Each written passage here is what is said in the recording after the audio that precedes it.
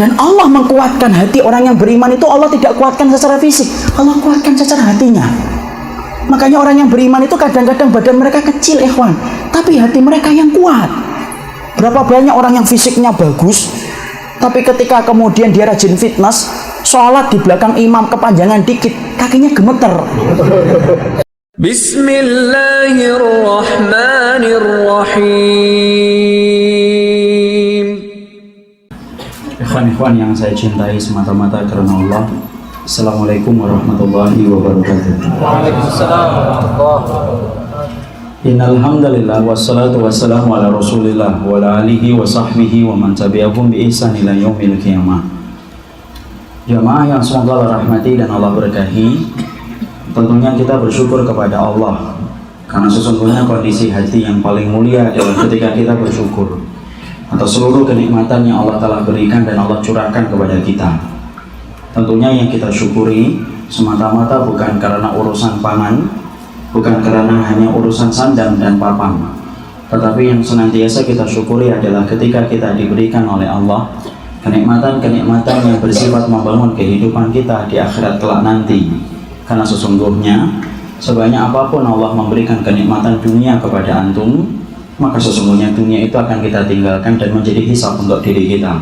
Tetapi siapapun mereka yang diberikan oleh Allah kenikmatan-kenikmatan yang bersifat ukhrawi, kenikmatan itu akan bermanfaat menembus kehidupan barzah dan bermanfaat dalam kehidupan kita kelak di akhirat.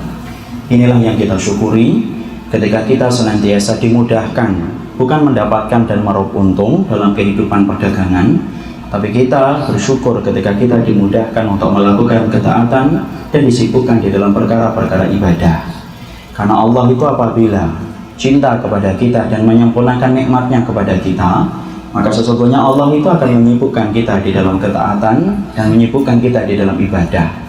Sebagaimana sebaliknya apabila Allah itu benci sama kita, murka sama seorang hamba, maka Allah itu akan menyibukkan manusia itu di dalam perkara kemaksiatan dan perkara-perkara yang tidak bermanfaat untuk urusan dunia dan akhiratnya.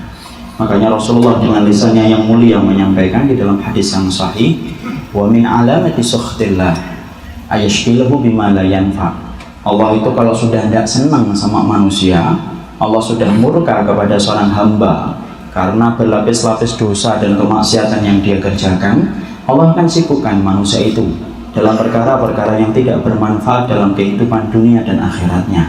Inilah yang kita khawatirkan apabila kita disibukkan dalam perkara-perkara yang mungkar, disibukkan dalam perkara yang bukan datang dari sunnah Rasulullah, dan tidak disibukkan oleh Allah di dalam perkara ketaatan dan ibadah.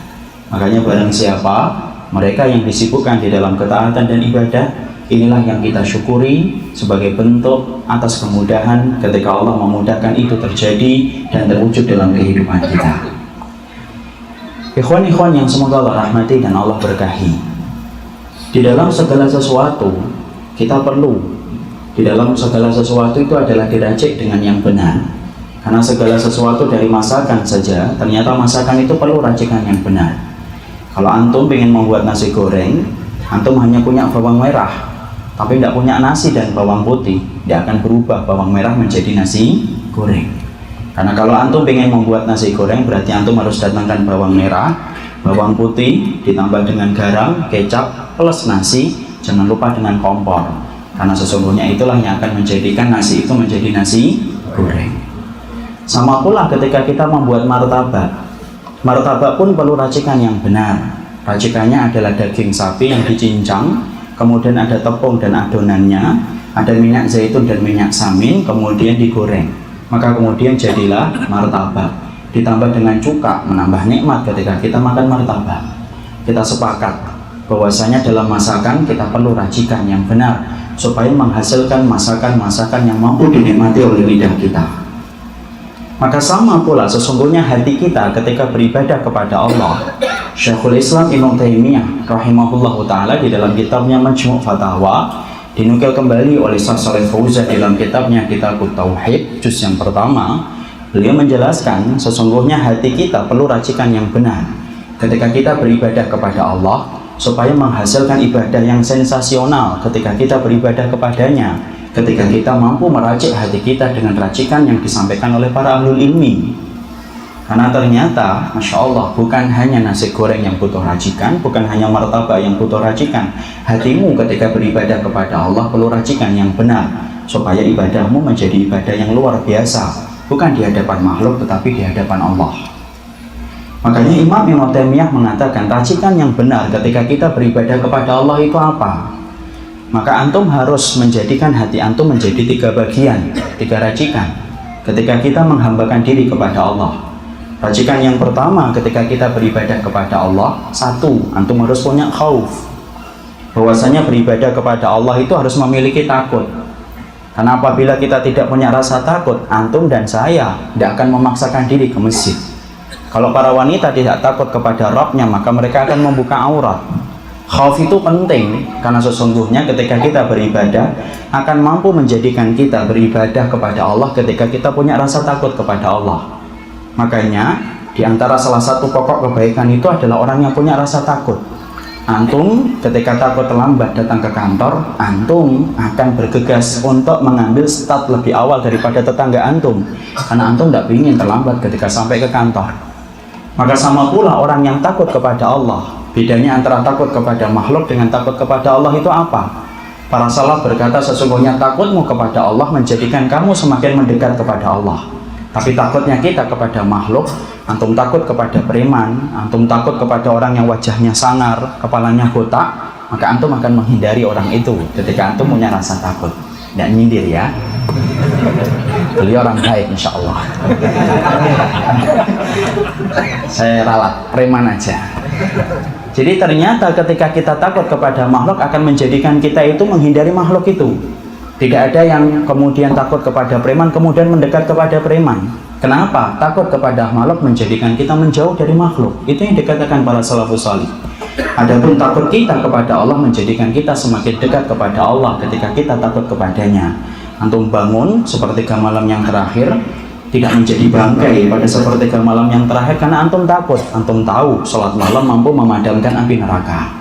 Antum sedekah walaupun jiwa antum adalah jiwa yang bakhil, karena kita ini jiwanya jiwa yang bakhil. Antum bersedekah dan menermakan. Kenapa? Karena antum tahu sedekah itu mampu memadamkan api neraka yang mengancam kehidupan seorang hamba ketika pulang kepada kampung halamannya. Takut menjadikan kita berbuat kebaikan. Takut saja cukup? Tidak cukup. Kalau antum hanya punya rasa takut saja, tidak punya sifat dan racikan yang lainnya, antum akan menjadi orang yang khawarij, gampang mengeluarkan seseorang dari agama Allah. Karena sesungguhnya di antara cirinya orang khawarij punya rasa takut yang besar, tapi tidak diimbangi dengan racikan yang lain, berbahaya. Dan itu akan menjadi fatal ketika kita punya rasa takut, tetapi tidak punya racikan yang lain. Racikan yang kedua, ketika kita beribadah kepada Allah itu apa? Roja. Bahwasanya kita ini harus memiliki sifat roja, berharap kepada Allah dan jangan putus asa terhadap rahmat Allah yang besar. Kalaulah kita pernah menggores dosa dan kemaksiatan ketika di waktu muda, ketika kita bodoh, ketika kita tergiur dengan nafsu, tergelincir dengan setan, maka sesungguhnya kalaupun antum tercabur dalam dosa, jangan putus asa dari harapan antum untuk kembali kepada Allah. Karena apa? Allah memberikan roja kepada hati kita supaya kita tidak pernah berputus asa ketika beribadah kepada Allah. Orang yang khauf harus disertai dengan sifat roja. Kalau ada orang yang khauf tidak ada roja, maka dia akan ketakutan terus tanpa menikmati ibadah dia kepada Allah. Tapi roja terus tanpa ada khauf bahaya, akan menjadi orang murji'ah. Di mana orang murji'ah itu mengatakan, yang penting Islam, yang penting syahadat, tidak sholat, tidak apa-apa, tapi insya Allah masuk surga. Tidak bisa, karena sesungguhnya harus beramal untuk membuktikan keislaman kita. Itulah racikan antara khauf dengan roja. Makanya kalau antum akan tergiur dengan dosa, pakai sifat khauf. Ingat kepada adab Allah yang pedih. Tapi kalau antum kemudian sudah terjebur dalam dosa, jangan pakai khauf, pakai roja. Bahwasanya dosa itu akan bisa dimaafkan dan diampuni oleh Allah selama antum bertaubat. Jangan salah loh ya meletakkannya. Antum mau dosa pakai roja, jadi beneran dosanya. Kalau kemudian antum sudah dosa khauf, tidak jadi taubat. Tapi disitulah kita paham, di dalam kita ibadah ada khauf, ada roja. Cukup? Tidak. Para ulama lalu kemudian mengatakan yang ketiga, Syekhul Islam, racikan yang ketiga ketika kita beribadah kepada Allah itu adalah mahabbah, harus punya rasa cinta. Karena sesungguhnya ketika antum punya khauf, punya roja, kemudian tidak punya mahabbah, perjalanan ini di dalam beribadah tidak akan terasa nikmat. Karena sesungguhnya di antara perkara yang melapisi kehidupan ibadah menjadi nikmat itu ketika seseorang itu memiliki mahabbah, cinta yang besar kepada Allah. Karena sesungguhnya dengan memiliki sifat mahabbah, orang itu akan merasakan kenikmatan di dalam penghambaan dia kepada Allah ketika dia memiliki rasa cinta. Makanya Masya Allah, perhatikan, orang yang jatuh cinta sama-sama safar, yang satu jatuh cinta, yang satu tidak jatuh cinta. Safar itu akan terasa berbeda maknanya bagi orang yang tidak jatuh cinta, biasa. Ketika kemudian dia safar tidak ada rasa cinta. Tapi kalau ada orang yang safar tetapi dia punya mahabbah kepada apa yang dia cintai di dalam safar yang akan dia tempuh, perjalanan itu akan dia nikmati. Kenapa? Dia akan bertemu dengan orang yang dia cintai. Itulah mahabbah. Karena sesungguhnya mahabbah itu termasuk di antara komponen penting ketika kita beribadah kepada Allah, supaya perjalanan kita menghambakan diri kepada Allah tidak terasa hamba dan tidak terasa pahit ketika kita memiliki sifat mahabbah yang benar kepada Rabb yang kita cintai. Kalau orang sudah jatuh cinta, Masya Allah, kita sepakat bahwasanya cinta itu melahirkan senyuman dan melahirkan kebahagiaan. Berapa banyak itu anak muda yang sering berkata kalau lagi jatuh cinta, yang haram ya, ataupun yang halal, sering mengatakan bahwasanya kalau jatuh cinta, kotoran saja terasa coklat. Walaupun saya tidak percaya. Tapi ternyata di situ kita sepakat bahwasanya jatuh cinta itu membahagiakan bagi sebagian orang. Bahkan sebagian besar kita itu kalau kemudian punya cinta, akan lahir kenikmatan di dalam kita beribadah, kenikmatan di dalam hidup. Maka sama pula ketika kita beribadah kepada Allah, kita harus mengerti ikhwan, bahwasanya di dalam antum dan saya beribadah kepada Allah, antum bukan hanya perlu khauf, antum bukan hanya perlu roja, tetapi antum perlu mahabbah, supaya perjalanan kita dalam panggung kehidupan yang singkat menghambakan diri kepada Allah itu terasa nikmat.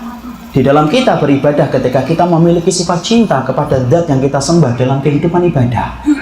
Sebagaimana rasa cinta dan senangnya manusia ketika akan bertemu dengan orang yang dia puja. Senang. Perjalanan jauh ketika macet pun akan terasa nikmat. Kenapa? Dia bertemu dengan seseorang yang akan dia temui dalam muara safarnya.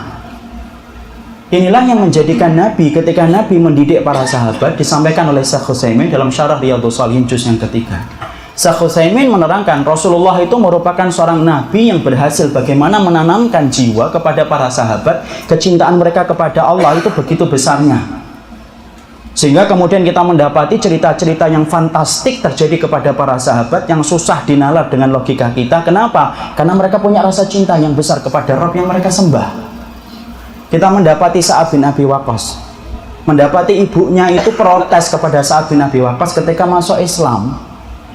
Maka kemudian ibunya meminta dan berharap sekaligus pula memohon supaya Sa'ad bin Abi Waqqas itu melepaskan keislaman setelah dia mengikrarkan syahadat. Perhatikan jawaban Sa'ad bin Abi Waqqas ketika menghadapi ibu yang dia cintai dan dia takzimi. Sa'ad bin Abi Waqqas itu sudah jatuh cinta kepada Allah dan Rasulnya. Maka kemudian Sa'ad bin Abi Waqqas itu berkata, ibu, kalaupun ibu punya 10 nyawa, tidak akan pernah aku kembali kepada agama yang dulu, walaupun satu persatu nyawa yang ibu miliki diambil oleh Allah. Kenapa sampai sedemikian luar biasanya? Karena hati mereka telah dialiri dengan mahabbah yang besar kepada Allah ketika Nabi menjadi Rasul yang paling berhasil menanamkan jiwa mahabbah kepada para sahabat. Ini juga yang kemudian terjadi kepada anaknya Abdullah bin Ubay. Abdullah bin Ubay adalah tokoh munafik yang terkenal bagaimana dia itu membenci Nabi, membenci Quran ketika diturunkan, dan pernah memfitnah ibunda Aisyah radhiyallahu anha berzina dengan Sofwan bin Mu'attal. Ketika tersebar desas-desus bahwasanya Nabi itu akan membunuh Abdullah bin Ubay karena tingkat kemunafikannya, antum tahu siapa yang mengetuk pintu rumahnya Rasulullah dan menawarkan itu kepada Nabi pertama kali? Ternyata bukan Abu Bakar, bukan Umar. Yang menawarkan diri untuk membunuh Abdullah bin Ubay, tokoh atau gembong munafik yang paling besar dalam sejarah, itu anaknya sendiri. Dia berkata, ya Rasulullah, kalau memang perlu Abdullah bin Ubay itu dibunuh ya Rasulullah dan dipenggal kepalanya, biarkan aku yang memenggal kepalanya ayahku ini untuk aku serahkan kepada dirimu. Inilah cinta yang kemudian menjadikan akhirnya para sahabat betul-betul mereka tidak ada yang mereka lihat yang paling besar dalam kehidupan kecuali adalah Allah. Inilah yang menjadikan kita dalam kesempatan hari ini, kita harus paham bahwasanya yang paling besar dalam kehidupan kita bukan gunung. Yang paling besar dalam kehidupan kita bukan lempengan-lempengan besi yang ditumpuk-tumpuk menjadi berat. Yang paling besar dalam kehidupan kita bukan matahari. Tetapi sesungguhnya yang paling besar dalam kehidupan kita ketika Allah berfirman dalam surat At-Taubah, ketika Allah mengatakan waridwanum minallahi akbar, sesungguhnya keridhaan Allah itulah yang paling besar dalam kehidupan seorang makhluk. Karena apabila seseorang itu telah menjadikan Allah menjadi tujuan di dalam dia beribadah dan ingin mendapatkan cintanya, Masya Allah, itulah orang yang paling berat dalam hidupnya di dunia dan di akhirat, kalau sudah menetapkan Allah itu menjadi tujuan. Karena kita sepakat, kalau antum dan saya sudah jatuh cinta kepada Allah, maka kalau sudah jatuh cinta, apapun yang Allah berikan kepada kita, kita akan ridho. Karena yang namanya cinta, antum tahu kenapa cinta itu disebut dengan habbun atau hubbun?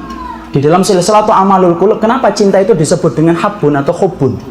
Diambil dari akar kata sofin, lurus, bening.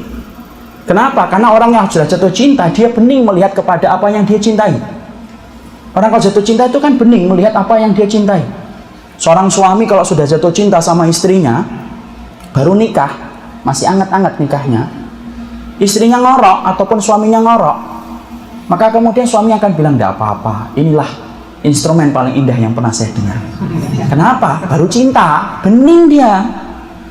Kalau kemudian istrinya nggak bisa buat soto-sotonya nggak enak, ngomongnya juga akan enak. "Nggak apa-apa, Dek, sotomu nggak enak memang, karena aku sudah bosan dengan soto yang enak, memang aku nyari soto yang nggak enak." Kenapa? Cinta. Makanya diambilnya dengan kata habun, safin, bersih dia. Sama pula ketika kita cinta kepada Allah, orang yang telah berhasil menjadikan Allah menjadi pusat tujuan cintanya dalam hidup ibadah yang dia kerjakan, dia akan bening memandang apapun yang telah ditetapkan oleh Allah, dan apapun yang diperintahkan Allah menjadi ringan untuknya. Itulah yang tergambar dalam kehidupan para sahabat. Inilah pula yang menjadikan kita untuk membahas apa sih yang akan Allah berikan kepada orang yang Allah cintai, dan apa pula yang harus kita lakukan supaya kita dicintai oleh Allah. Karena ternyata kita punya khauf, kita punya rojak, tapi kalau nggak punya mahabbah, bisa jadi kita futur. Apa itu futur? Patah semangat, patah arang ketika beribadah, tidak mampu istiqamah. Kenapa banyak orang yang mereka tidak mampu istiqamah? Para ulama dalam Tazkiyatun Nufus membahas salah satu perkara yang menjadikan orang sering tidak mampu istiqamah, karena dia tidak memiliki sifat mahabbah kepada Rabbnya.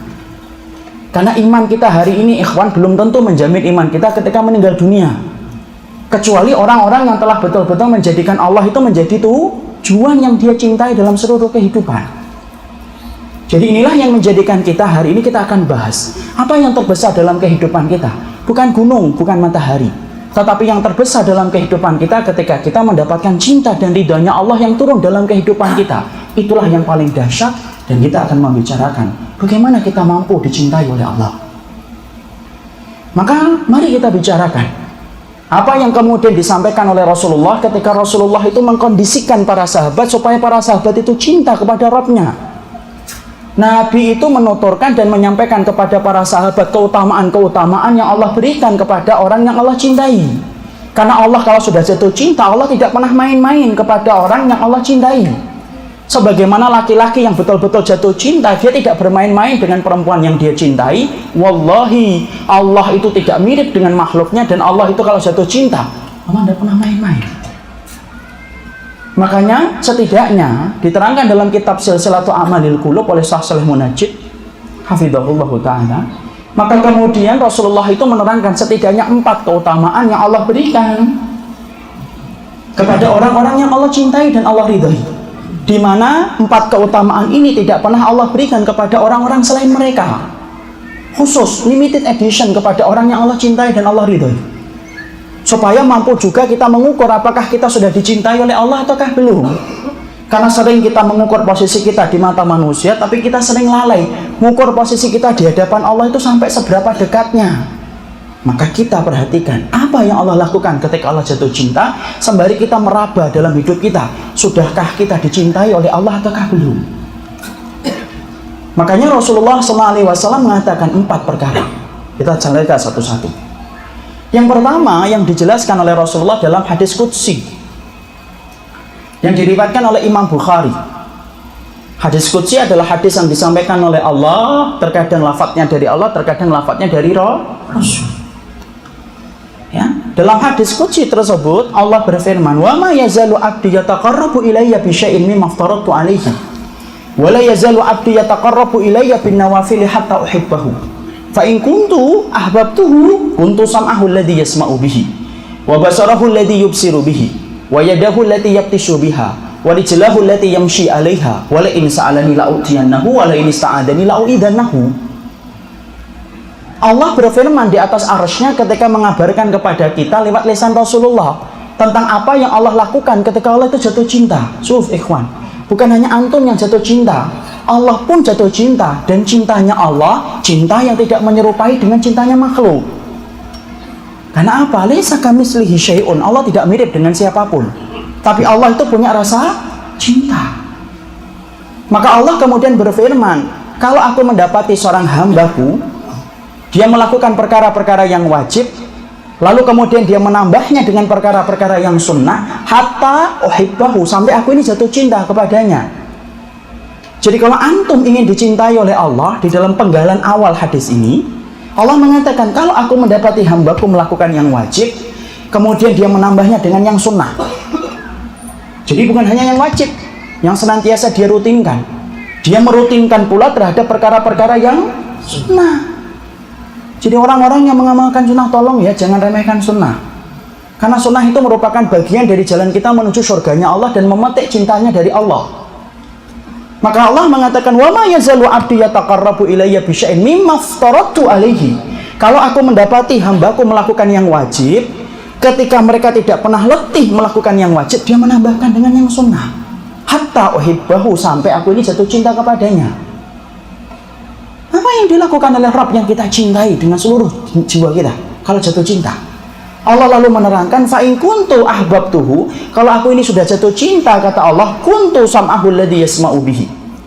Aku akan kemudian menjadi pendengarannya yang dipakai untuk mendengar, wa basarahu alladhi yubsiru bihi, dan aku akan menjadi penglihatannya yang dipakai untuk mendengar, wa yadahu alladhi, dan kemudian aku akan menjadi tangannya yang dipakai untuk memegang, dan aku akan menjadi ayunan langkah kakinya ketika dia melangkah. Insyaallah. Jadi ketika Allah itu jatuh cinta kepada antum, ikhwan, Allah itu tidak janjikan kepada antum adalah kekayaan. Karena Allah tidak menerangkan di sini, kalau aku jatuh cinta, aku cukupi mereka dalam kekayaan. Masya Allah. Kalau Allah cinta itu dengan kekayaan memberikan kepada kita, berarti orang kafir itu pengemis semua hari ini. Karena mereka apa? Tidak pernah melakukan yang wajib dan yang sunnah. Tapi Allah menerangkan kepada kita dan merevolusi pemikiran kita yang salah. Allah itu kalau jatuh cinta kepada kita, tidak memberikan harta. Ada yang diberikan harta, ada yang tidak diberikan harta. Ya?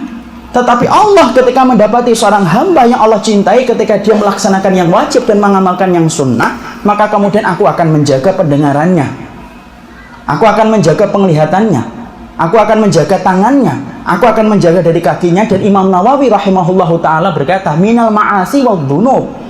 Apa maksudnya Allah menjaganya? Allah jaga orang yang Allah cintai supaya tidak mudah melakukan kemaksiatan dan dosa.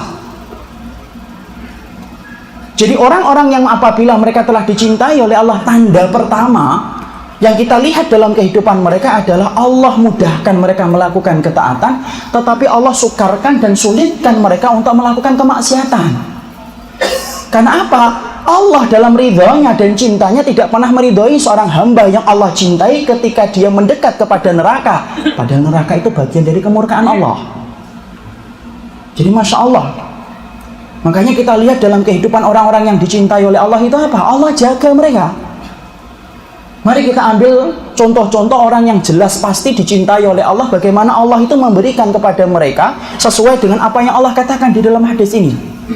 Nabi Yusuf contohnya, kita sepakat seluruh Nabi itu adalah dicintai oleh Allah. La khilaf, tidak ada khilaf itu. Tahukah kita bahwasanya Nabi Yusuf itu pernah mendapatkan godaan besar ketika digoda seorang wanita, istri majikannya, sang raja. Ketika beliau menjadi musafir, artinya di tempat rantau tidak ada yang kenal dengan Yusuf. Kenapa? Di situ dia merantau di Mesir itu. Kemudian ternyata wanita tersebut menawarkan dirinya dan kemudian memberikan dirinya secara haram kepada Yusuf. Tetapi Yusuf mampu meninggalkan. Apakah kemudian kita mengira Nabi Yusuf tidak suka? Kata siapa? Nabi Yusuf itu senang sama perempuan itu. Di dalam hatinya, wahamma biha wahammat bihi. Sesungguhnya Yusuf itu senang, hama itu Pak, senang yang betul-betul senang. Kalau bahasa Jawa itu kerentak, betul-betul senang. Sebagaimana perempuan itu juga betul-betul senang kepada Nabi Yusuf. Makanya kalau kemudian kita bersama dengan orang-orang yang berdosa itu sama, punya nafsu. Yang membedakan apa? Satu, menahannya. Orang soleh apa nggak punya nafsu? Masya Allah, kalau kita nggak punya nafsu Pak, nggak ada syariat nikah. Makanya dalam Islam ada syariat nikah. Kenapa? Untuk meredam nafsu. Maka Nabi Yusuf itu betul-betul senang. Sama sebagaimana perempuan itu senang kepada Nabi Yusuf. Cuma Nabi Yusuf itu punya iman. Antum tahu apa yang menjadikan Nabi Yusuf mampu meninggalkan wanita itu walaupun hatinya ini penuh dengan rasa gelora, senang kepada wanita tersebut, tapi dia tinggalkan yang haram itu sampai kemudian dia dipenjara. Antum perhatikan dalam surat Yusuf, laula an ra'a burhana rabbih. Kalau bukan karena dia melihat tanda Rabbnya, maka Yusuf itu akan jatuh dalam perbuatan yang dimurkai oleh Allah, yaitu adalah zina. Antum harus tahu ikhwan, Syekh Shalih Fauzan menerangkan, tidak ada dosa yang paling Allah benci dari aliran kenikmatan yang dirasakan manusia kecuali itu dosa zina. Dari dulu sampai sekarang tidak pernah berubah. Makanya hukuman hudud yang paling berat itu bukan kisos. Hukuman hudud itu yang paling berat diberikan kepada orang yang berzina, terutama ketika dia sudah menikah. Ditaruh di dalam lubang, tersisa kepalanya. Kemudian disiapkan batu bagi orang yang sudah pernah berzina ketika sudah menikah. Disiapkan batu, batunya bukan batu yang gede, yang sekali dijatuhkan ke kepala itu pecah, perak, mati. Ya. Beda dengan kisos kan? Kisos itu pedangnya harus tajam atau tidak? Harus tajam. Yang mana kalau kemudian dijatuhkan langsung putus. Tidak boleh. Dengan kemudian pisau dapur 5 menit, 6 menit sampai tidak mati-mati, tidak boleh. Makanya orang yang dikisos itu pada dasarnya tidak merasakan kesakitan kecuali sebentar saja. Tapi beda dengan hukuman rajam. Rajam itu Syekh Utsaimin menerangkan dalam juz yang keempat ketika beliau menerangkan tata cara rajam. Yaitu adalah kemudian ditaruh di dalam lubang, disiapkan batu. Batunya tidak boleh gede yang langsung bisa mematikan orang ketika dirajam, tapi tidak boleh kecil-kecil, kerikil, 4 hari 4 malam tidak mati-mati, tidak boleh. Tapi batu yang sedang. Kenapa? Supaya ketika dilemparkan, maka dia merasakan sakit seluruh urat syarafnya dari ujung rambut sampai ujung kaki, sebagaimana kemudian dia merasakan sakit, merasakan nikmatnya ketika dia berzina. Karena zina itu dirasakan kenikmatannya dari ujung rambut sampai ujung kaki, dan itu Allah benci. Ketika Allah mendapati Nabi Yusuf digoda dengan satu dosa yang Allah benci, yaitu mengalirnya kenikmatan dengan cara yang haram, maka Allah menerangkan laula an ra'a burhana rabbih. Kalau bukan karena melihat tanda Rabbnya, maka jatuhlah Yusuf dalam perbuatan itu. Antum tahu nggak apa yang dilihat oleh Nabi Yusuf? Kalau kita tidak membaca tafsir, tidak akan ngerti. Sebagian ahli tafsir mengatakan yang dilihat oleh Nabi Yusuf saat itu adalah Nabi Yusuf itu melihat ayahnya Yakub. Yakub itu berkata kepada Yusuf, Yusuf, kamu nabi. Ini haram perempuan ini. Tinggalin, kamu nabi. Inilah yang menjadikan sebagian para ulama mengatakan pendidikan anak itu yang paling penting dan paling dominan itu ayah. Karena yang dilihat oleh Nabi Yusuf itu bukan ibunya, tapi yang dilihat oleh Nabi Yusuf siapa? Ayahnya. Sebagian ahli tafsir mengatakan bukan itu yang dilihat oleh Nabi Yusuf. At-Tabari menukil satu riwayat yang dilihat oleh Nabi Yusuf saat itu adalah Allah menggelar azab di neraka yang Allah timpakan kepada orang yang mereka berzina. Bagaimana pedihnya mereka ketika disiksa di neraka kelak. Ketika Nabi Yusuf melihat itu, gambarannya begitu nyata. Kalau gambaran kita itu kayak 3 dimensi. Begitu nyata terpampang di matanya Yusuf, maka akhirnya padam syahwatnya Yusuf. Dia tinggalkan wanita tersebut yang sampai akhirnya wanita itu merobek bajunya Yusuf dari arah belakang. Kenapa Allah kemudian memperlihatkan itu kepada Nabi Yusuf? Karena Allah tidak ridho apabila orang yang Allah cintai setelah dia menyempurnakan ketaatannya kepada Allah mendekat kepada perkara zina. Kenapa Allah perlakukan itu? Karena Allah cinta. Kenapa Allah kerjakan itu? Karena Allah ridho kepada Nabi Yusuf. Karena Nabi Yusuf adalah seorang nabi yang dicintai oleh Allah sebagaimana para nabi dan para rasul-rasul yang diutus oleh Allah. Dan cara Allah ketika mencintai Yusuf, Allah tidak kayakan Yusuf di awal-awal kehidupan. Allah timpakan ujian sampai digoda dengan seorang wanita. Baru Allah jaga supaya Nabi Yusuf tidak mendekati apa yang Allah benci, yaitu zina. Yusuf selesai, Contohnya belum. Kita ambilkan contoh lagi. Rasulullah Sallallahu Alaihi Wasallam. Diterangkan dalam satu riwayat yang sahih dari riwayat Imam Ahmad, Rasulullah Sallallahu Alaihi Wasallam adalah seorang nabi. Sebelum beliau diutus menjadi seorang nabi, beliau itu penggembala kambing. Ya? Penggembala kambing. Kenapa sih Ustaz para nabi rata-rata menggembala kambing? Itu karena menciptakan karakter kesabaran. Makanya kalau antum bosnya antum itu marah-marah, suruh gembala kambing biar sabar. Ya? Karena setiap para nabi itu menggembala kambing rata-rata. Tidak terkecuali adalah Rasulullah yang menyebutkan tadi menggembala kambing menciptakan sabar itu adalah Sofir Rahman Al-Mubarakfuri dalam Rahikul Maktum.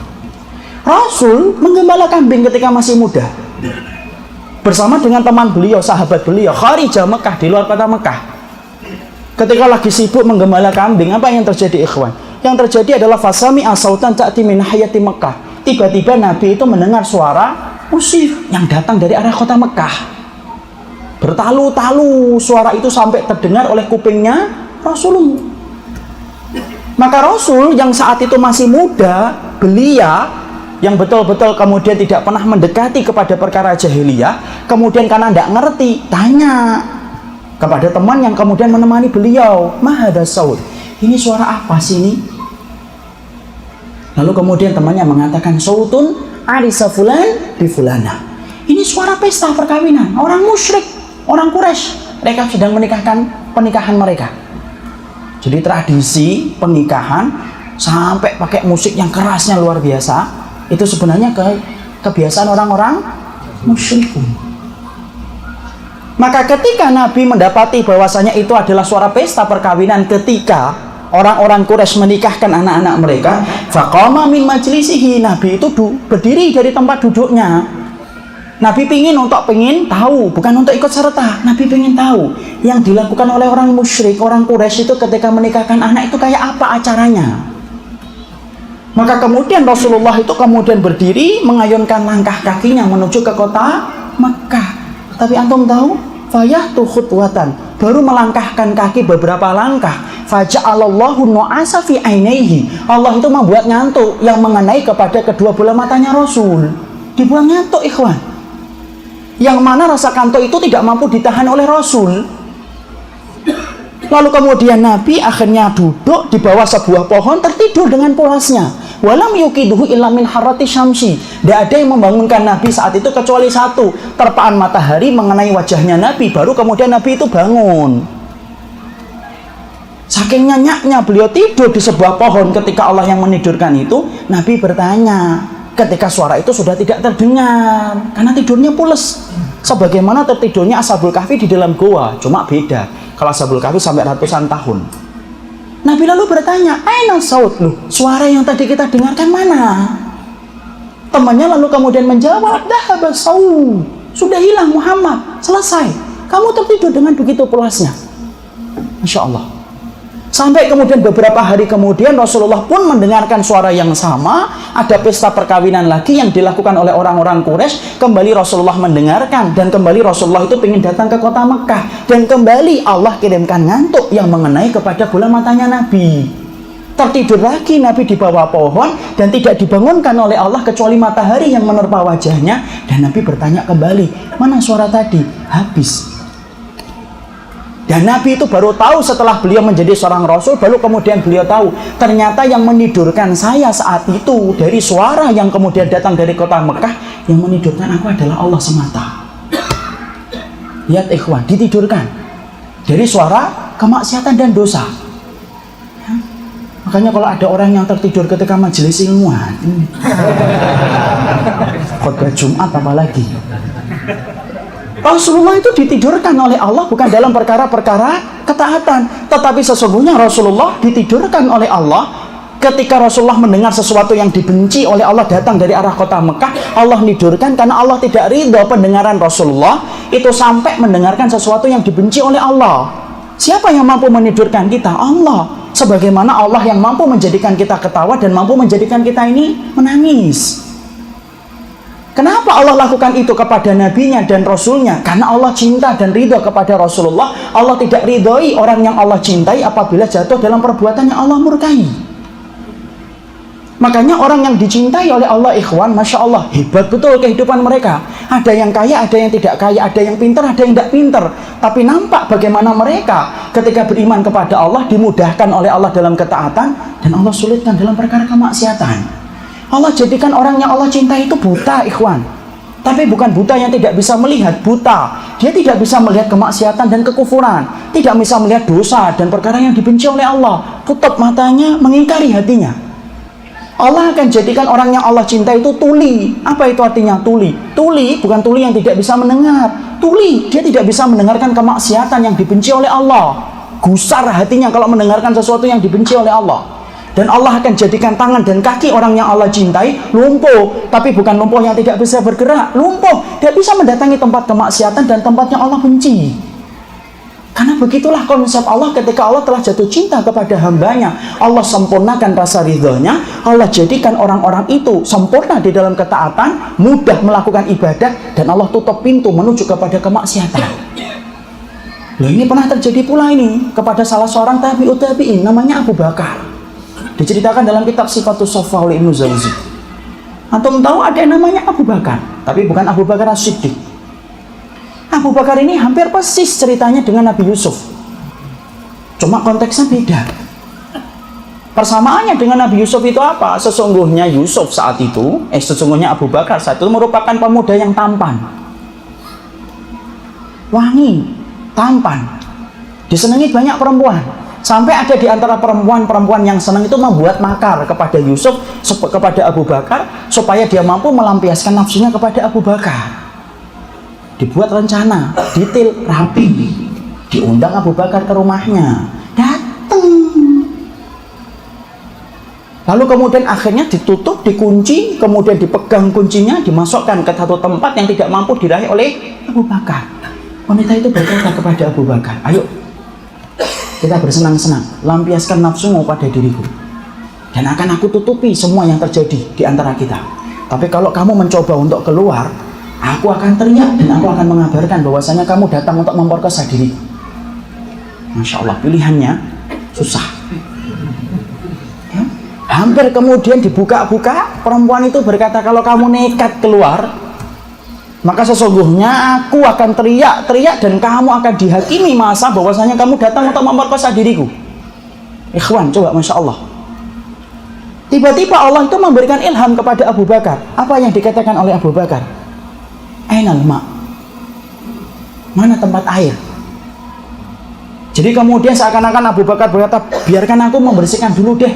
Kalau memang kita mau bersenang-senang, biarkan aku membersihkan tubuhku dulu supaya bersih, supaya nanti senang. Kemudian wanita tersebut senang, gembira. Masya Allah, makarnya dia sangka berhasil. Sudah, itulah tempat air. Kamu datang, kamu bersihkan. Habis itu kita bersenang-senang. Maka kemudian Abu Bakar pergi ke kamar mandi itu. Lalu kemudian apa yang dilakukan olehnya, ikhwan? Hilang rasa jijiknya, hilang rasa khawatirnya. Dia ambil kotoran-kotoran di tempat kamar mandi sang wanita yang kemudian menjebaknya dalam makar tersebut. Dia lumuri seluruh tubuhnya itu kemudian dengan kotoran itu. Masya Allah, hilang itu rasa jijiknya. Lumuri seluruhnya dari wajah sampai ke ujung kaki. Keluar dari kamar mandi. Dia berkata kepada wanita tadi, ayo, kalau mau senang-senang. Masya Allah, kalau kita membaca salaf itu susah banget untuk kemudian kita ini, karena luar biasa mereka dalam akhlak, puasa mereka dalam iman. Dia berkata kepada wanita itu, ayo.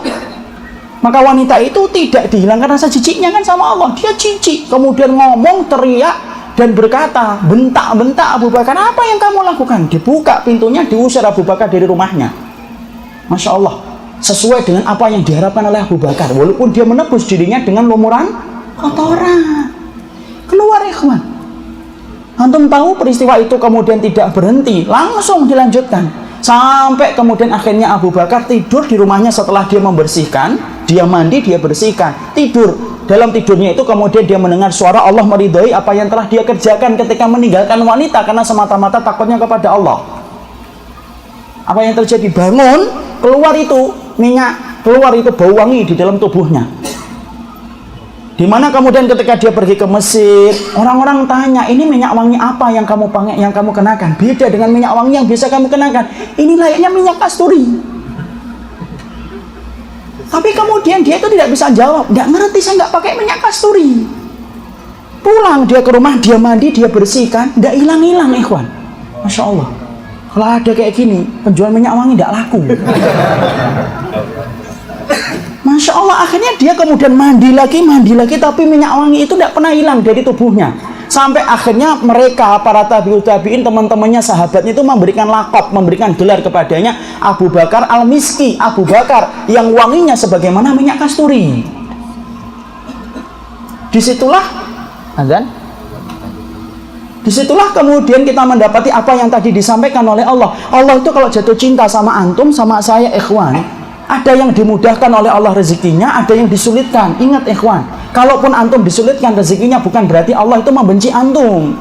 Tapi ketika antum dimudahkan oleh Allah untuk datang ke masjid, menikmati majelis ilmu, mampu beramal setelah antum mendapatkan faedah ilmu yang disampaikan dalam taman surga, maka sesungguhnya di antara tanda Allah mencintai kita, Allah mudahkan kita untuk mencintai ketaatan dan menjadikan kita benci dengan perkara dosa dan kemaksiatan.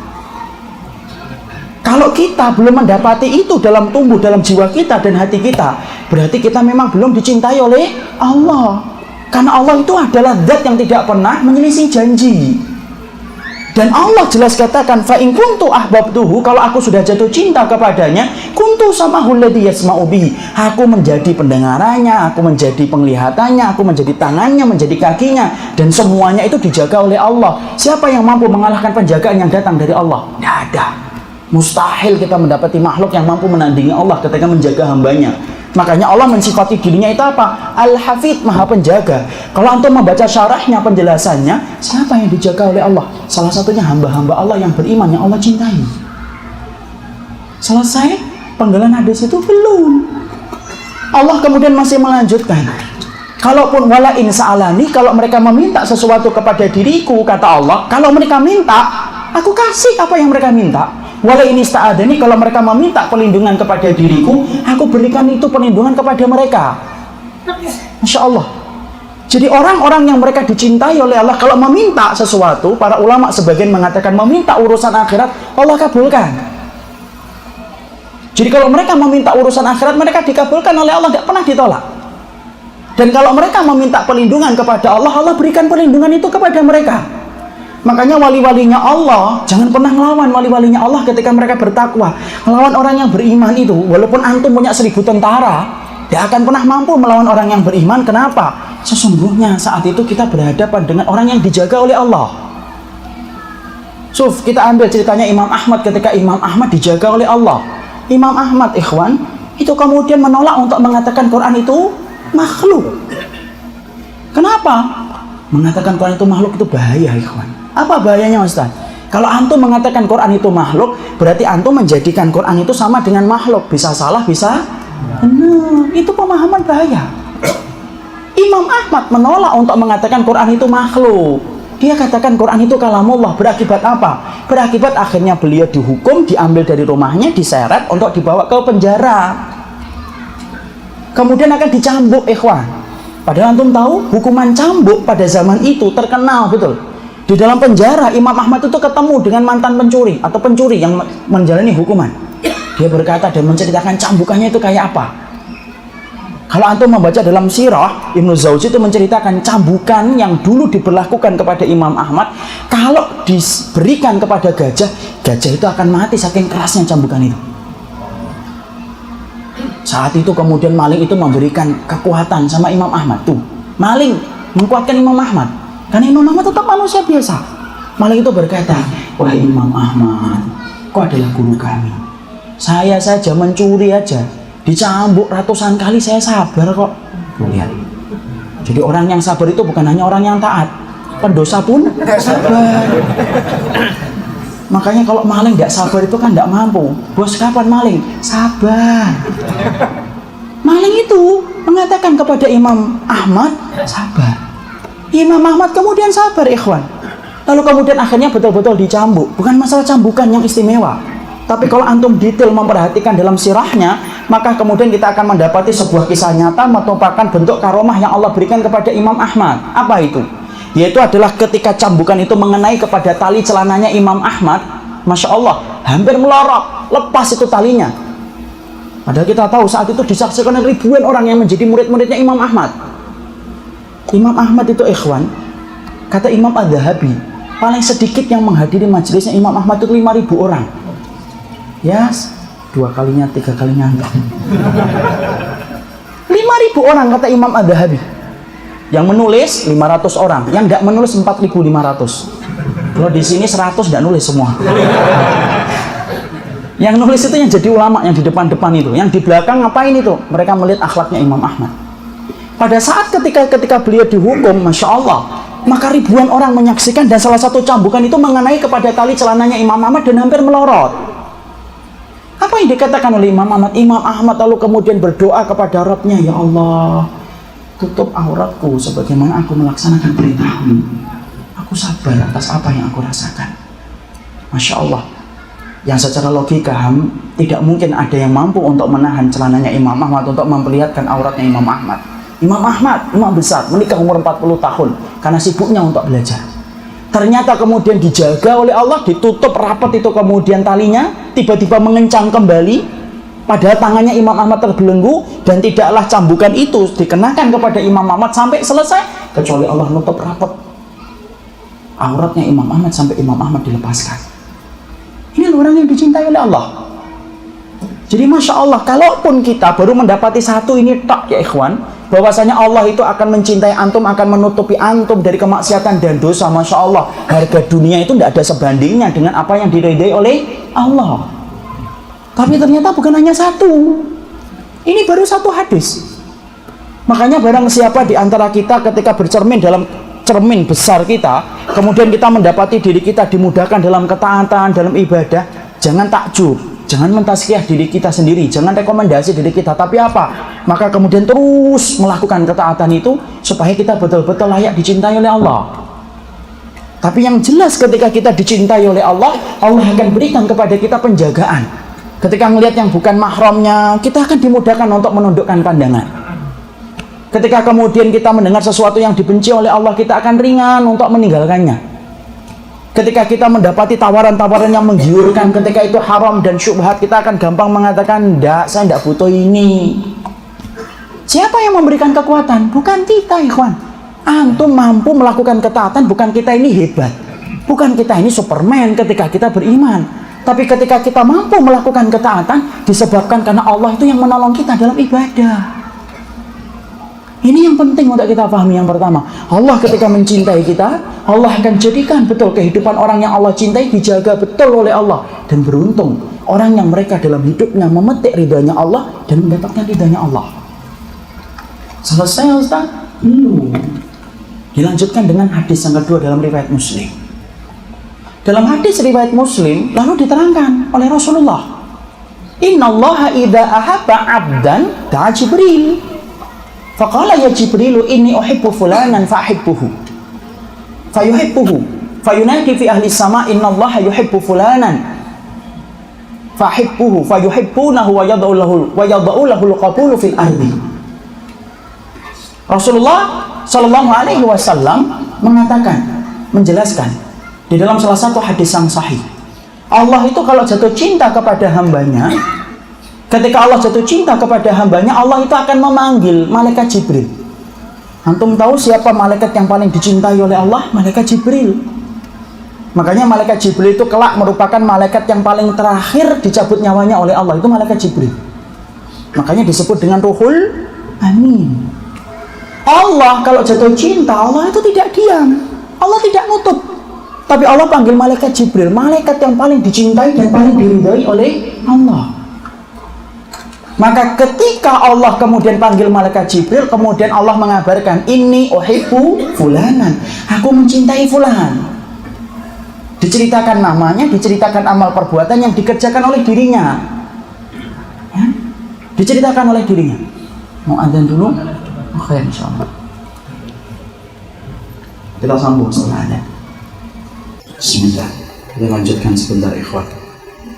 Walaupun materinya masih sangat panjang sekali, tapi kalaupun antum keringatan, semoga keringat ini menjadi pemadam api neraka. Tidak apa-apa, keringat sedikit. Jabir bin Abdullah saja ngambil satu hadis 2 bulan, ikhwan. Jadi insyaallah keringat kita tidak ada yang sebanding dengan 2 bulannya Jabir bin Abdullah ketika mengambil hadis. Kita lanjutkan yang kedua, supaya memberikan target motivasi, menetapkan bahwasanya tujuan yang paling penting dalam kehidupan kita adalah ridhanya Allah. Yang kedua, Rasulullah SAW mengatakan, Innallaha idza ahabba 'abdan da'a Jibril. Allah itu kalau senang sama orang, Allah itu akan panggil malaikat Jibril pertama kali. Allah sampaikan kepada Jibril, ini uhibbu fulanan, aku ini mencintai di antara hambaku. Allah sebutkan namanya, Allah sebutkan amal solihnya, dan itu disebutkan oleh Allah di depan malaikat Jibril. Malaikat Jibril ikhwan merupakan malaikat yang Allah cintai dan paling mulia di antara para malaikat. Bahkan Imam At-Tabari menerangkan, setelah ditiupnya sangkakala yang pertama, yang tersisa di antara malaikat itu siapa? Malaikat Israfil, kemudian malaikat maut, dan kemudian yang ketiga itu malaikat Jibril. Dan yang paling terakhir dicabut oleh Allah langsung rohnya itu siapa? Malaikat Jibril. Allah kemudian sampaikan kepada malaikat Jibril, sesungguhnya aku ini cinta kepada fulan. Disebutkan namanya, amal solihnya yang sampai menjadikan namanya harum di hadapan Ar-Rahman, ikhwan. Maka kemudian Jibril mendapatkan perintah dari Allah, cintailah dia sebagaimana aku mencintainya. Jibril mencintainya, kemudian turun ke langit dunia, ke langit-langit yang diisi oleh ribuan malaikat, ratusan juta malaikat yang tidak pernah kita tahu jumlahnya. Ingat ikhwan, alam semesta ini ada dua, ada langit, ada bumi. Bumi kita berbagi dengan setan, berbagi dengan hewan. Tapi langit, Masya Allah, rapat dengan para malaikat yang tidak pernah berhenti bertasbih kepada Allah. Jarak satu malaikat dengan malaikat itu cuma setengah dhira dalam satu riwayat. Kalau rumah kita kan enggak, 200 meter cuma 2 orang, 100 meter cuma 1 orang. Di langit enggak, penuh, rapat, berdesak-desakan para malaikat itu. Maka kemudian malaikat Jibril mengatakan kepada para malaikat itu, Allah telah jatuh cinta kepada salah satu di antara hambanya karena amal-amal ini. Cintailah dia sebagaimana aku mencintainya dan sebagaimana Rabb kalian itu mencintai orang itu. Lalu kemudian seluruh penduduk langit akhirnya mencintai orang yang dicintai oleh Allah dan malaikat Jibril. Makanya sampai ada seorang salaf yang berkata, kam min majhulin fid dunya masyhurun fis sama, wa kam min masyhurin fid dunya majhulun fis sama. Makanya sampai ada seorang salaf yang mengatakan, berapa banyak orang yang mereka tidak terkenal di antara kita, datang tidak diantar, pulang tidak dijemput. Karena tidak pernah dicari-cari, tapi menjadi orang yang masyhur di antara penduduk langit. Kayak Julaibib. Julaibib itu kan nggak terkenal di mata para sahabat. Tapi tahukah kita ketika kemudian Julaibib itu meninggal dunia, Rasulullah itu berkata berkali-kali kepada para sahabat, atafqaduna syai'an, kalian kehilangan seseorang atau enggak? Nafqadu fulan, nafqadu fulan, nafqadu fulan ya Rasulullah. Kami kehilangan fulan, kami kehilangan fulan, kami kehilangan fulan. Tidak disebutkan nama Julaibib. Rasulullah nanya lagi, atafqaduna syai'an, kalian kehilangan seseorang atau enggak? Nafqadu fulanan, nafqadu fulanan, kami kehilangan fulan, kami kehilangan fulan. Tidak disebutkan lagi itu nama Julaibib. Lalu kemudian Rasulullah yang ketiga baru berkata, atafqadu Julaibiban, kalian kehilangan Julaibib atau enggak? Seorang sahabat yang hitam pendek, yang mana para wanita-wanita di Madinah itu menolak kalau dilamar oleh Julaibib. Ya? Seakan-akan kalau beliau sebelum ngetok pintu itu dari dalam sudah ngomong, maaf tidak menerima lamaran. Julaibib radhiyallahu anhu. Tapi Masya Allah ketika beliau meninggal dunia, nikah dengan seorang wanita yang dipilihkan oleh Nabi. Wanita itu menerima walaupun Julaibib itu tidak disukai oleh hatinya, tapi karena pilihan Nabi diterima. Julaibib belum kemudian mencampuri wanita yang telah dinikahkan oleh Rasulullah bersama Nabi, meninggal. Ketika meninggal yang pertama kali dicari itu Julaibib. Sampai akhirnya Rasulullah itu ketemu dengan Julaibib, maka Rasulullah itu menjadikan kedua tangannya menjadi kasur bagi Julaibib. Sampai Julaibib berkata, huwa minni wa ana minhu. Saya itu asalnya saya ini dari Julaibib dan Julaibib itu bagian dari diriku. Tidak terkenal padahal. Sama dengan tadi. Berapa banyak orang yang tidak terkenal di antara kita, terkenal di antara penduduk langit ketika amalannya itu mengetok-ngetok pintu langit setiap waktunya. Kenapa? Ikhlas dan itibaknya. Dan berapa banyak orang yang terkenal di mata kita tapi tidak terkenal di antara penduduk langit. Kenapa? Hatinya hitam dan amalannya tidak itibak. Makanya ketika para malaikat telah jatuh cinta, apa yang dilakukan oleh malaikat? Malaikat mencintai orang yang dicintai oleh Allah. Ikhwan, dicintai oleh para malaikat. Apa yang dilakukan oleh malaikat ketika mereka jatuh cinta? Diceritakan oleh Syekh Shalih Munajjid dalam kemudian penjelasan beliau. Lalu beliau menyetir sebuah ayat. Innal ladzina qalu rabbuna Allah tsumma istaqamu tatanazzalu alaihimul malaikah alla takhafu wa la tahzanu wa absyiru bil jannati allati kuntum tu'adun. Untuk hafal ayatnya. Barang siapa yang mengatakan Rabb kami adalah Allah, kemudian mereka istiqamah, tatanazzal nuzuluhu mutakariron, turun berkali-kali para malaikat untuk mengkuatkan orang yang istiqamah ketika mereka dicintai oleh Allah. Apa yang dikatakan malaikat ketika turun kepada orang-orang yang Allah cintai karena istiqamahnya? Malaikat itu berkata, "Alla takhafu." Yang kamu takutin apa? "Wala tahzanu." Yang kamu sedihkan apa? "Wa absyiru bil jannah." Dan kamu itu telah diberitakan dengan surga. Imam Ibnu Katsir berkata, "Tusajji'uhum." Malaikat itu sengaja turun berkali-kali untuk mengkuatkan orang yang beriman supaya mampu untuk melewati setiap ujian tanpa takut dan khawatir. Dan yang mengkuatkan siapa? Orang yang Allah cintai. Malaikat, ikhwan. Antum bisa bayangkan kalau dikuatkan malaikat itu sekuat apa? Antum pernah ngikutin motivator, orang training? Ada kan motivator-motivator hebat dan handal Indonesia. Ada Mario Teguh, ada Ari Ginanjar. Yang mana kalau kita ngikutin training mereka, Masya Allah, kita bisa berubah. Kenapa? Kekuatan kata-kata yang disusun oleh mereka. Mereka dibayar mahal betul untuk kemudian memberikan kekuatan kepada orang supaya berubah. Saya cuma bayangkan sederhana. Kalau motivator kayak Bapak Mario Teguh, Ari Ginanjar, Andre Wongso mampu memberikan spirit bagi orang untuk berubah. Antum bayangkan kalau yang menurunkan itu malaikat itu kayak apa? Kuat, luar biasa itu. Kenapa? Yang nurunin malaikat, yang mengkuatkan malaikat. Sampai kita mendapati lihat orang yang beriman. Ujiannya berat, ikhwan. Benar. Kita tidak mengingkari ujian orang yang beriman itu berat. Tapi antum harus ingat, pertolongan Allah lebih besar daripada ujian yang Allah berikan. Dan di antara pertolongan Allah itu apa? Malaikat yang Allah turunkan. Makanya kalau kita membaca sahabat itu rata-rata tidak masuk akal. Menurut akal kita. Kenapa? Karena mereka itu dikuatkan oleh para malaikat. Abu Bakar datang membawa seluruh hartanya sampai Nabi berkata, "Madza tarakta li ahlika?" Yang kau tinggalkan untuk keluargamu apa, wahai Abu Bakar? "Alhamdulillahi wa li rasul." Aku tinggalkan mereka dalam penjagaan Allah dan Rasul, ya Rasulullah. Abu Bakar, Umar bin Khattab, saya kemarin ceritakan. Umar bin Khattab, Pak, Masya Allah, orangnya itu idza takallama asma, kalau sudah ngomong keras. Idza daraba auja, kalau sudah mukul menyakitkan. Faidah masya, kalau sudah jalan asrok, cepet. Pokoknya beda dengan Umar Mita itu. Luar biasa itu Umar bin Khattab radhiyallahu anhu. Tapi antum tahu bagaimana fisiknya? Fisiknya orangnya tinggi, agak hitam-hitaman, rambutnya agak ikal. Kemudian Umar bin Khattab diceritakan oleh Ibnu Jauzi, di pipinya itu ada garis menghitam. Ibnu Jauzi menceritakan kenapa ada garis menghitam, ikhwan. Lekasratil buka min khasyatillah, karena banyaknya sering menangis Umar bin Khattab itu sampai bekas di pipinya. Antum bisa bayangkan sebanyak air mata apa yang diteteskan oleh Umar bin Khattab dan sesering apa sampai hitam pipinya Umar bin Khattab. Biasanya kalau pipi kita hitam apa? Jerawat batu yang tidak sembuh-sembuh. Umar bin Khattab, ya Allah, saya ketika membaca lembaran itu cuma husnudzon. Kenapa ya para sahabat luar biasa mereka di dalam keimanan mereka? Karena mereka itu dikuatkan oleh para malaikat. Makanya jangan-jangan kita yang sholat malam sudah pasang alarm 10 lewat semuanya. Jangan-jangan kita ini belum dibantu oleh malaikat. Membawa uang 100.000 ke masjid untuk sedekah itu sudah terasa besar banget. Tapi ketika kita bawa 100.000 ke bengkel terasa sedikit banget. Jangan-jangan kemudian kita mawas diri untuk mengukur, jangan-jangan kita ini belum turun kepada kita itu malaikat.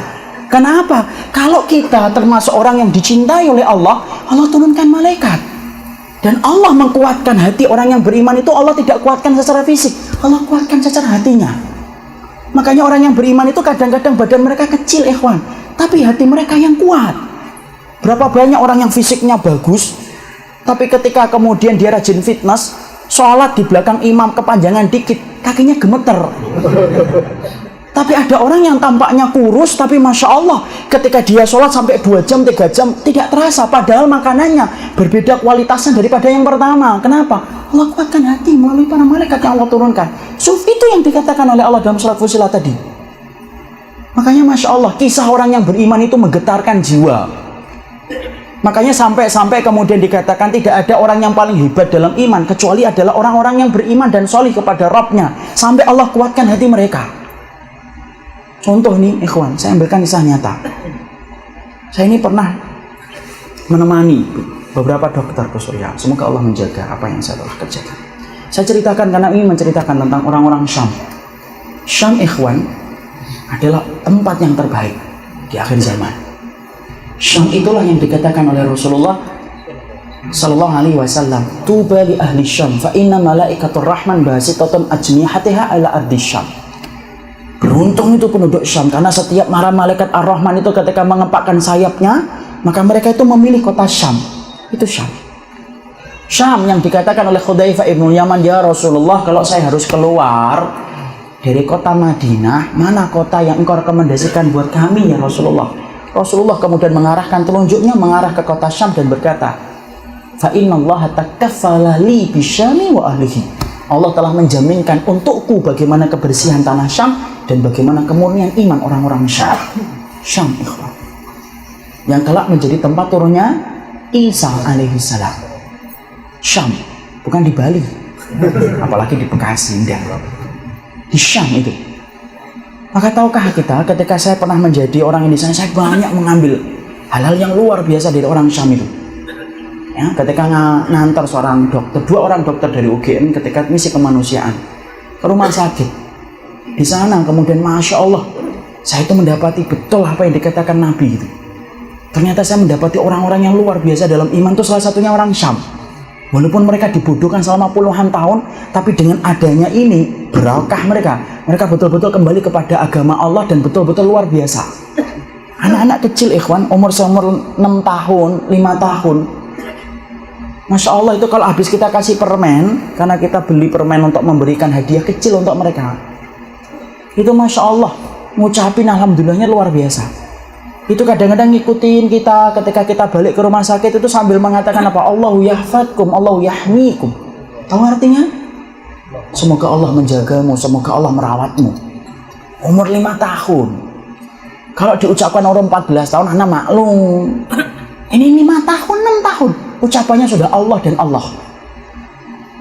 Saya pernah mendapati seorang ikhwan, yaitu kemudian ada sebuah kisah ibu-ibu datang ke rumah sakit. Di rumah sakit itu kemudian beliau itu ditensi sama dokter, gula darahnya itu sampai menembus hampir 600. Dia merasakan sini pusing kepalanya, susah dan berat. Saya sampaikan, saya penerjemah, saya sampaikan ke dokter. Dokternya dengan ngomong gampang, Ustaz ini gulanya tinggi, suruh jangan banyak makan, dikendalikan makannya. Saya kemudian cerita, saya sampaikan, saya terjemah, ala tuksiri fit ta'am. Jangan banyak makan ya Umi, wahai ibuku jangan banyak makan. Ibu itu ngeliatin saya lama dan berkata, antum datang dari mana? Dari Indonesia ya? Iya. Yang sama dokter ya? Iya. Antum berapa kali makan di sini? Sekali. Kadang-kadang kalau ada rezeki 2 kali. Karena tidak pernah kita makan untuk kecukupan di sana. Sekali atau 2 kali. Kemudian ibu itu berkata, antum tahu kok makan di sini susah kok. Kok antum bisa ngomong ke saya supaya jangan banyak makan? Padahal saya cuma menerjemah. Saya mau ngomong itu loh dokternya. Tapi kan Masya Allah, masa saya nyalain dokter? Ya sudah, saya bilang sudah. Kemudian saya ngomong lagi ke dokternya, Dok, diagnosa antum salah. Ini kan kita jarang makan. Oh iya Ustaz, saya lupa. Maka kemudian dokter ini ngomong lagi, kalau gitu Ustaz kasih tahu ke beliaunya supaya kemudian jangan banyak pikiran. Saya tahu itu pasti salah lagi. Hakikatan wallahi ini saya kemudian sampaikan apa adanya. Ya saya sampaikan, Bu, jangan kemudian banyak mikir. Ibu itu ngeliatin saya kembali, Bu. Saya tahu nih salah. Ya sudah, saya diem aja. Terus kemudian ibu itu ngomong, saya tuh punya 2 anak, 2. Yang satu diambil Nusairi ketika habis pulang dari masjid, yang satu diambil di tengah jalan. Kalau hidup di mana, kalau mati kuburannya di mana? Ente ngomong sama saya supaya saya jangan banyak mikir. Lah yang mikirin anak saya siapa? Coba ikhwan, anak itu diem, nangis beliau ikhwan, air mata itu jatuh, nangis sesenggukan, hidup sebatang kara. Suaminya sudah meninggal terkena reruntuhan bangunan. Susahnya luar biasa. Syukur kita ini diberikan oleh Allah banyak kemudahan dalam ketaatan di sini. Makanya Masya Allah kemudian akhirnya beliau itu menceritakan kayak gitu. Nangis, senangis-nangisnya. Lalu kemudian antum tahu, hal yang membuat saya takjub adalah ketika di sela-sela dia menangis, saat tangisnya itu tiba-tiba dia berucap, Hasbiyallah la ilaha illallah. Cek, berhenti, sapus air mata, hilang. Seakan-akan kemudian sebelumnya itu tidak pernah nangis yang hebat. Dengan mengatakan Hasbiyallah la ilaha illallah. Saya cuma husnudzon, Masya Allah, luar biasa. Kalau kita dulu di sana cuma 1 bulan pulang. Kalau mereka sampai kapan? Tidak akan pernah batas tahu akhirnya. Karena nanti peperangan di akhir zaman itu terjadi di mana? Di Syam, di Ghawthah. Sampai kapan mereka akan berhenti? Tidak pernah kita ngerti, ikhwan. Kalau bukan orang yang hebat, tidak mungkin Allah akan timpakan ujian yang sedemikian hebatnya. Kecuali Allah timpakan kepada orang yang hebat. Itu orang Syam. Syekh Husnudzon ini yang menguatkan mereka siapa? Malaikat. Sebagaimana salah satu di antara yang pernah saya dapatin, kita mau sholat maghrib dan isya. Karena saat itu kita akan memberikan bantuan, yaitu obat-obatan dan makanan. Maka kemudian kita itu menjamak sholat. Ada orang di sana mengambil madhab itu, ada salah satu madhab bahwasanya jamak itu tidak boleh kecuali dalam keadaan perang. Merujuk kepada pendapat Ibunda Aisyah radhiyallahu anha. Maka kemudian ketika habis sholat maghrib saya ngimamin selesai. Lalu kemudian saya berdiri, ada yang komat, dia langsung tidak suka. Ini mau ngapain ini? Sholat isya. Tidak boleh. Kita dalam keadaan tidak ada serangan. Kalau ada serangan baru dijamak. Kalau tidak ada serangan tidak boleh dijamak. Saya tahu itu salah satu pendapat fikih. Tapi kemudian saat itu kita memang betul-betul memerlukan untuk sholat. Kita mau sholat, kemudian beliau itu narik-narik tangan saya dan tidak membiarkan saya untuk takbiratul ihram. Kemudian tarik-tarikan tangan. Saya bilang, Pak, saya mau sholat. Tidak boleh, nanti sholat isyanya. Akhirnya kemudian salah satu dokter berkata, Ustaz, tolong sampaikan ke beliau. Nanti dia dijelaskan habis sholat. Akhirnya kemudian saya sampaikan, nanti ya Pak, habis sholat saya terangin. Nah, baru dilepaskan. Sholat saya, ikhwan. Sholat itu dia duduk di samping saya. Seakan-akan nunggu jawaban. Saya tuh sholat sambil, dia di sini. Dia ada di samping saya itu, tidak kemudian pergi kemana, tidak. Duduk di samping. Sholat saya kemudian menjamak, selesai 2 rakaat, langsung dia saya baru salam, langsung ditanya, mana dalilnya? Antum kemudian melaksanakan jamak dengan isya. Saya sampaikan dalil 1, 2, 3 kepada beliau. Tiba-tiba beliau pergi bangkit, kemudian dari duduknya ke belakang, ambilkan air putih gelas kecil, teh dingin ya. Kemudian balik ke saya. Padahal saat itu saya belum selesai. Kemudian saya bingung, ini setuju pendapat saya atau enggak gitu. Kemudian saya ngomong ke bapak itu, Pak, bapak gimana yang tadi saya sampaikan? Bapak sudah paham atau belum? Afahimta minal mawdu'at wal ahadits allati dzakartuha. Paham nggak bapak? Kemudian bapak itu malah kemudian melihatin saya dan berkata, Masya Allah, antum kalau sudah menyebutkan nama Rasul, ya tidak ada kewajiban saya untuk tunduk dan patuh. Sudah selesai. Antum yang salah nanya kepada saya. Antum sudah nyebutin dalil kok masih nanya ke saya setuju atau tidak setuju. Salah pertanyaan antum. Masya Allah, ikhwan. Diem saya. Coba. Bahkan kemudian beliau ngomong, ini kalau saya punya hadiah lebih baik daripada teh dingin ini, saya kasih. Kalau anak saya ada yang belum nikah, saya nikahkan sama dia. Oh, itu kata beliaunya saya tidak ngurangin loh ya. Tapi saya tahu biasanya anaknya sudah nikah, malah berani ngomong kayak gitu. Ya anaknya 2 sudah nikah semuanya. Tapi di situ kita melihat kenapa kekuatan hebat itu. Salah satunya itu apa, ikhwan? Kalau antum melihat orang yang sholih, sabar, antum melihat orang yang sholih taat kepada Allah, husnudzon, mungkin Allah yang membantu mereka dengan Allah menurunkan para malaikat. Kita kalau kemudian melihat diri kita baru diuji sebentar saja, nggak kuat, sering jatuh, sering terperosok, baru diuji sedikit saja, kita patut untuk muhasabah di hadapan Rabb yang kita sembah. Jangan-jangan Allah belum turunkan malaikat untuk kita. Karena apa? Karena jelas kalau Allah itu mencintai antum, Allah akan turunkan malaikat kepada kita. Selesai? Belum. Yang ketiga, Rasulullah kemudian mengatakan dalam hadis yang diriwayatkan Imam Madhabi, Rasulullah mengatakan, Innallaha idza ahabba abdan asalahu. Qalu wa ma asalahu ya Rasulullah? Qala yuwaffiqu lahu amalan salihan. Idza baina yaday ajalihi hatta yarda anhu jiranuhu wa man hawlahu. Yang ketiga, keutamaan yang Allah berikan kepada orang yang Allah cintai. Rasulullah bersabda, Allah itu kalau cinta kepada seorang manusia, maka Allah itu akan memberikan pemanis. Para sahabat tidak paham apa itu artinya pemanis. Kemudian para sahabat ngomong, wa ma'asalahu, artinya pemanis itu apa ya Rasul? Kemudian Rasulullah SAW kemudian mengatakan gini, kalau ada orang yang Allah cintai, ini garis ajal. Ini orang yang Allah cintai. Kalau Allah mencintai orang ini ketika mengamalkan yang wajib dan mengamalkan yang sunnah, maka Allah cintai dia, Allah akan memberikan pemanis. Artinya pemanis itu ketika dia semakin mendekati ajalnya, yang tahu ajal ini siapa?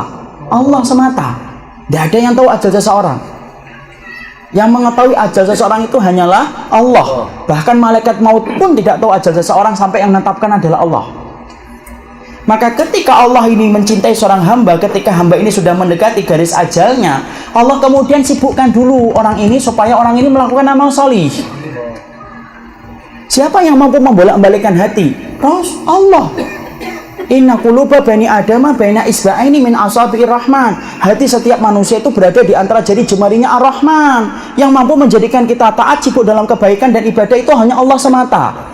Ketika Allah mendapati fulan yang Allah cinta ini sudah mendekati garis ajalnya, Allah sibukkan dia dulu untuk melakukan amal solih. Ketika dia sudah sibuk melakukan amal solih, barulah dia itu menginjak garis ajalnya ketika sedang beribadah dan beramal solih.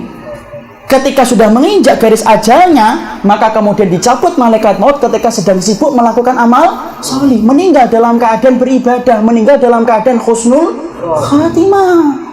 Hatta yarda anhu jiranuhu wa man haulahu, sampai orang-orang yang menjadi teman dan kerabatnya ridha terhadap kematiannya ketika kematiannya itu manis menghadap kepada Allah dalam keadaan husnul khatimah. Siapa yang mampu merencanakan kapan kita mati? Tidak ada ikhwan, tidak ada yang mampu. Kalau antum ditanya kapan mau pergi ke Bekasi, antum mampu menyebutkan bulan? Insya Allah nanti Juli saya ke Bekasi, Ustaz. Kalau antum ditanya kapan umrah, antum mampu menyebutkan tahun 2017 awal-awal saya akan umrah. Antum kalau ditanya nikah, antum akan ngomong nanti Ustadz kalau ada akhwat yang mau dengan saya. Mampu menyebutkan. Tapi siapa yang mampu menyebutkan kapan kita mau mati? Tidak ada yang jawab insya Allah nanti habis taklim saya akan meninggal dunia. Tidak ada. Dan ketika Allah telah mencintai seorang hamba, perhatikan, Allah ketika mencintai seorang hamba, Allah tidak biarkan hamba ini melakukan amalan-amalan yang sia-sia. Allah sibukkan dia di dalam amal solih, sampai ketika sibuk melakukan amal solih, dia menginjak garis ajal dan mati dalam keadaan husnul khatimah. Apa ada kematian yang paling manis daripada husnul khatimah? Tidak ada. Innamal a'malu bil khawatim. Seluruh amal itu ditentukan bagaimana penutupnya. Makanya antum kalau sholat, rakaat pertama khusyuk, rakaat yang kedua khusyuk, rakaat yang ketiga khusyuk, rakaat yang keempat kentut, batal 3 rakaat. Makanya ada orang solih di awal-awal hidupnya, mudanya solih, pertengahan bahaya solih, tapi ketika mati tidak solih. Nah itulah amal dia. Dan Allah ketika telah mencintai seorang hamba, Masya Allah, Allah tentukan bagaimana kematiannya dan Allah atur bagaimana kematiannya. Antum lihat, perhatikan orang-orang yang husnul khatimah. Ada yang asalnya jalan-jalan, tiba-tiba duduk baca kitab, meninggal. Ada orang yang kemudian kadang-kadang dia asalnya jalan, kemudian tiba-tiba ke masjid, sholat sunnah, meninggal. Ada orang yang ditentukan ketika meninggalnya pas bertepatan, dia sholat itu bertepatan dengan ajalnya, dia meninggal dunia. Coba kita lihat orang yang kemarin meninggal dalam korban kren. Untuk perhatikan ikhwan, krennya banyak atau satu? Banyak. Anginnya satu atau banyak? Satu anginnya. Tapi yang jatuh hanya beberapa, 2 kren aja yang jatuh kalau tidak salah. Kalau kita bertanya, kenapa orang itu sholatnya di situ? Padahal luasnya luar biasa Masjidil Haram. Siapa yang mengarahkan dia sholat di situ sampai kena kren? Coba ikhwan, apa ada kematian yang lebih indah? Coba meninggal ketika umrah, ketika sedang di Masjidil Haram, ketika akan melaksanakan sholat. Meninggalnya di Mekah. Siapa yang ngatur kayak gitu? Allah kan? Saya pernah punya jamaah itu 3 tahun yang lalu atau 4 tahun yang lalu. Beliau berangkat sama-sama kita, berangkat umrah biasa ikhwan. Tapi Masya Allah ketika kita akan berangkat umrah pada hari Kamis, itu sudah malam Jumat. Tiba-tiba beliau jatuh, terbentur kepalanya, berdarah. Saya ngotot, bawa Pak ke rumah sakit dulu. Tidak mau. Enggak Ustaz, enggak apa-apa Pak, dibawa ke rumah sakit, kita umroh, hendak tahalul. Besok saya umroh bareng saya Bapak, tapi Bapak ke rumah sakit dulu. Enggak mau. Saya pengen umroh sekarang Ustaz. Padahal saat itu kita baru naruh tas, akan naruh ke hotel kamarnya, baru kemudian kita berangkat untuk tawaf. Kemudian sa'i baru ditutup dengan tahalul. Saya sampai ngomong kepada menantunya itu salah satu jamaah anak di Bekasi. Akhi, antum bilang sama bapak ini harus dibawa ke dokter dulu, nih kepalanya ini memar. Ngomong ke bapaknya, enggak mau bapaknya, tetap ngomong malam ini Ustaz saya kuat. Bapak yakin kuat? Iya Ustaz, enggak apa-apa. Ya sudahlah. Kita kemudian sudah memaksakan dan mengkondisikan beliau ke rumah sakit, tidak mau, maka kita antri makan.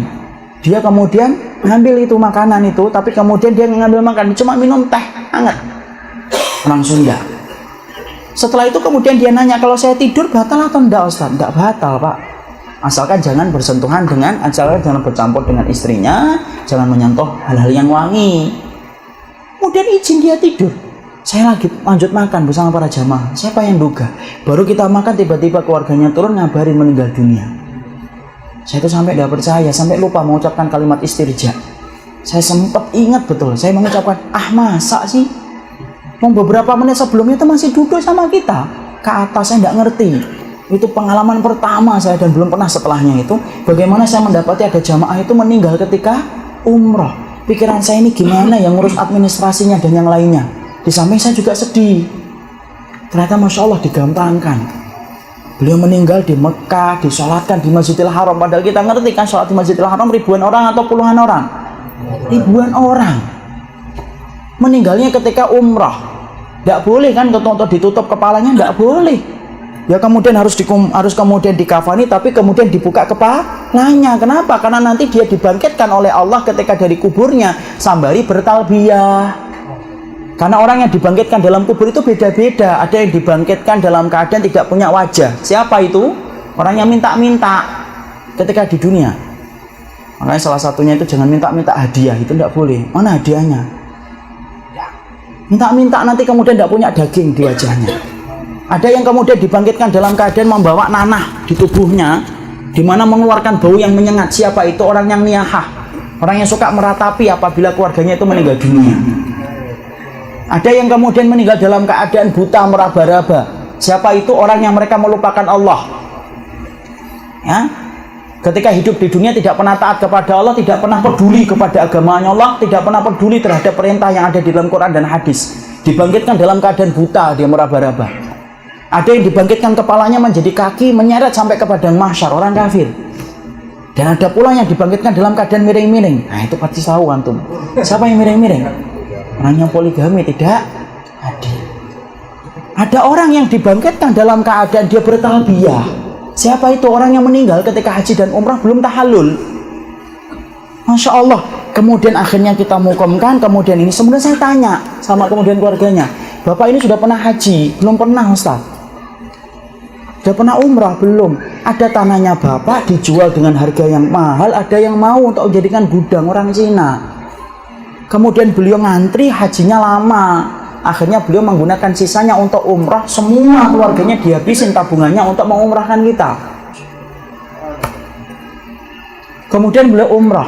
Kemudian setelah mendapatkan cerita itu, setelah dikuburkan, ikhwan, saya cuma bertanya-tanya, siapa yang menjadikan beliau kepleset?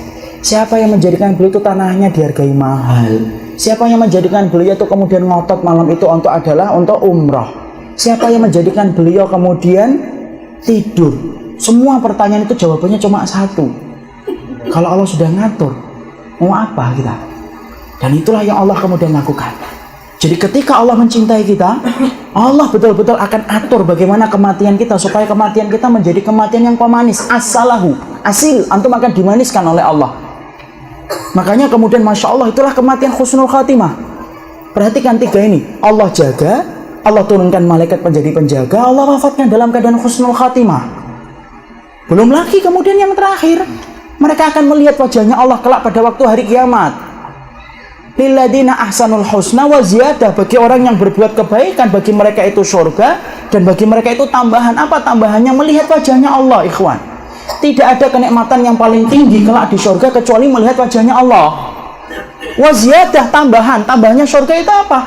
Melihat Allah.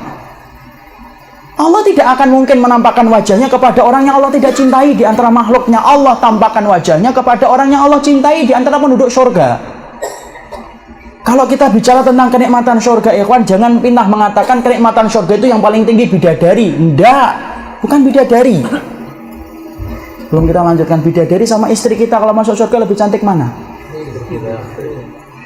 Ini cantik mana, akhi?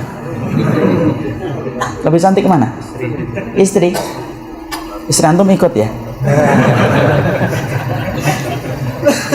Lebih cantik istri kita. Kenapa? Karena istri kita wanita-wanita yang saleh, mereka melewati ujian.